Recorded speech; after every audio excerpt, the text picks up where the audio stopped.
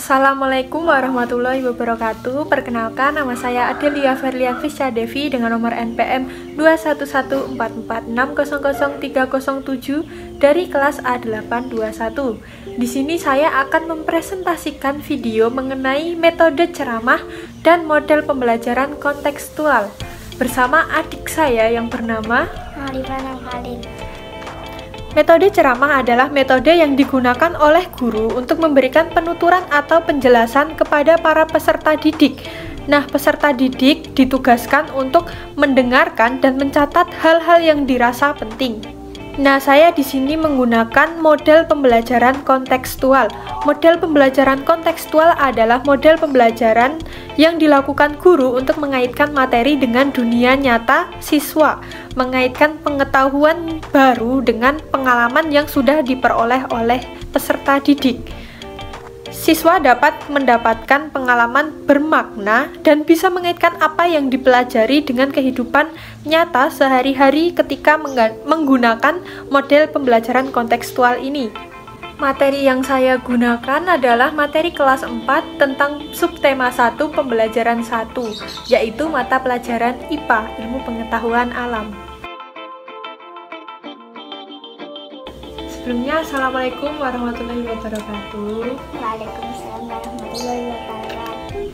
Gimana kabarnya hari ini? Sehat? Sehat. Alhamdulillah. Berarti banyak makan ya? Enggak. Enggak. Harus banyak makan biar kuat.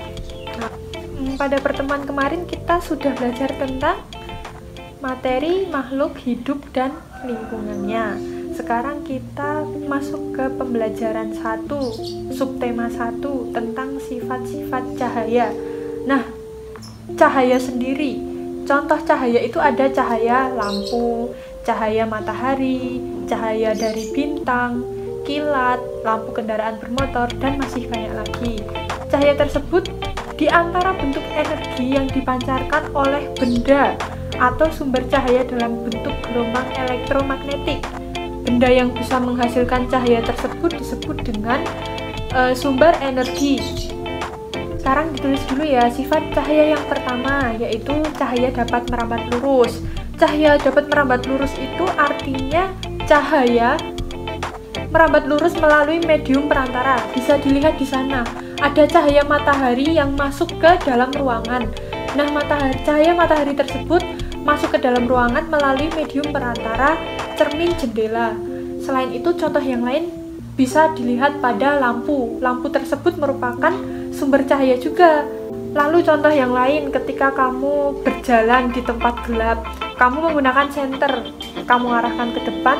Nah, cahaya senter tersebut membuktikan bahwa cahaya merambat lurus. Contoh yang lain lagi, kamu naik motor bersama bapak dan ibu. Saat malam hari kan di tempat gelap itu nggak ada lampunya. Lampu motor mengarah ke depan, hal itu juga membuktikan bahwa cahaya dapat merambat lurus. Untuk yang kedua, yaitu sifat cahaya dapat dibiaskan. Nah, cahaya yang merambat melalui medium atau zat perantara berbeda akan mengalami pembiasan atau pembelokan. Hal tersebut bisa dilihat pada pensil. Ketika kamu melakukan percobaan, gelas putih diisi dengan air putih, lalu kamu masukkannya pensil ke dalam gelas tersebut, maka pensil akan terlihat seperti patah-patah dan lebih pendek. Nah, hal tersebut membuktikan bahwa cahaya dapat dibiaskan. Lalu sebaliknya, apabila cahaya yang merambat dari zat yang lebih rapat ke zat yang kurang rapat, maka cahaya akan dibiaskan menjauhi garis normal. Misalnya, cahaya merambat dari air ke udara. Contoh dari peristiwa ini yang pertama yaitu ketika berada di kolam renang. Kamu pernah berenang? Nah, ketika berenang, kolam renang akan terlihat lebih dangkal karena terjadi pembiasan cahaya dari air ke udara. Pembiasan cahaya tidak terjadi jika pengamat berada sejajar dengan garis normal. Lalu contoh yang kedua yaitu ketika kamu di kolam ikan, kamu akan melihat ikan itu seperti ada dua karena cahaya dibiaskan, ada bayangannya ikan tersebut. Untuk sifat yang ketiga yaitu cahaya dapat menembus benda bening. Benda bening itu adalah benda yang dapat ditembus oleh cahaya, seperti contohnya ada akuarium. kaca maupun gelas kaca. Nah, ada juga benda gelap. Benda gelap itu seperti pintu, jendela, jendela kayu, kursi, televisi, meja, dan masih banyak lagi. Kalau benda gelap ketika dikenai cahaya matahari, maka akan membentuk bayangan. Nah, cahaya menembus benda bening dapat kita lihat saat kita melihat ikan di akuarium. Kamu punya ikan di rumah? Di akuarium? Ya, maka ikan tersebut dapat terlihat. Ikan di dalam akuarium dapat kita lihat karena akuarium merupakan benda bening, kecuali benda gelap, maka tidak bisa terlihat. Yang keempat, cahaya dapat dipantulkan. Cahaya tersebut dapat dipantulkan pada benda-benda yang memiliki permukaan gelap, seperti permukaan cermin dan air. Pemantulan sendiri adalah proses terjadinya cahaya, pancaran cahaya dari pemantulan cahaya, yaitu manusia dapat melihat pantulan bayangannya di cermin. Contohnya ketika kamu bercermin, kamu bisa melihat, oh ini mata saya, ini hidung saya, ini mulut saya, rambut saya panjang. Nah, itu bisa membuktikan bahwa cahaya tersebut dapat dipantulkan. Ada pantulannya. Selain itu, misalnya baru di jalan kamu naik motor, bonceng sama bapak atau sama ibu, nanti terus melihat di kaca spion yang di belakang bisa terlihat. Nah, hal tersebut membuktikan sudah jelas bahwa cahaya dapat dipantulkan. Nah, jadi kesimpulan pembelajaran pada hari ini adalah sumber cahaya tadi apa aja? Ada matahari, sinar lampu kendaraan bermotor, lampu rumah, dan masih banyak lagi.